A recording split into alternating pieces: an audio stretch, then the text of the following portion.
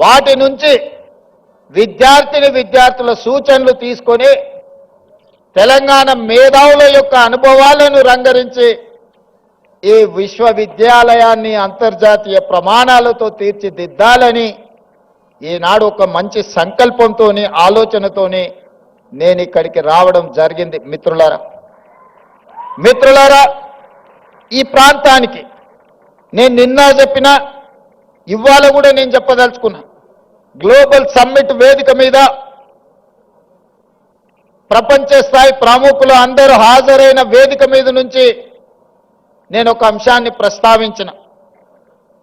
ఈ దేశంలో తెలంగాణ ప్రాంతానికి, ఈ భూమికి, ఈ గాలికి, నీరుకి ఒక చైతన్యం, ఒక పౌరుషం ఉన్నది.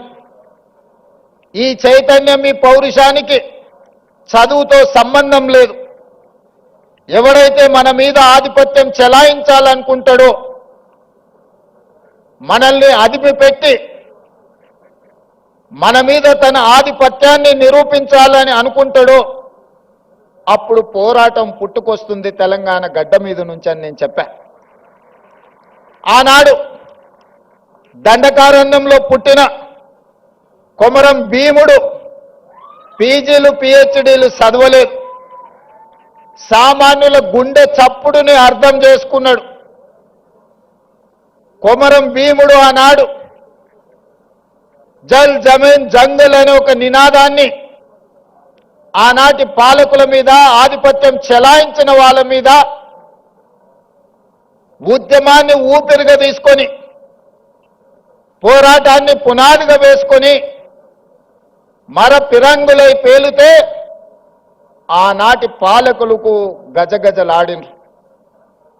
అటవీ ప్రాంతంలో పుట్టిన అడవి బిడ్డ, ఆదివాసి బిడ్డ ఆధిపత్యాన్ని సహించలేదు అంటే ఈ నేలకున్న చరిత్ర ఎలాంటిదో నేను అంతర్జాతీయ ప్రముఖులకు చెప్పదలుచుకున్నా.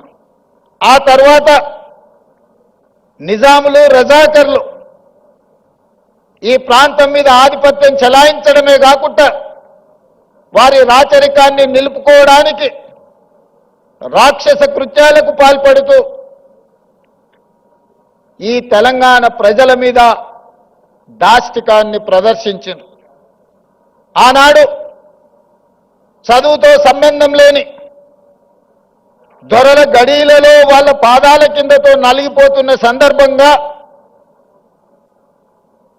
రైతులంతా ఏకమై సాయుధ రైతాంగ పోరాటాన్ని నిర్మించి భూమి కోసం, భుక్తి కోసం, విముక్తి కోసం ఆకాశమంత ఎత్తున ఉద్యమాన్ని చేపట్టిన చాకలి ఐలమ్మ, దొడ్డి కొమరయ్య ఇలాంటి పోరాట యోధులు మనుల కోసమో, మాణిక్యాల కోసమో, మక్తాల కోసమో, జమీన్ల కోసమో, జాగీర్దార్ భూముల కోసమో కొట్లాడాలి.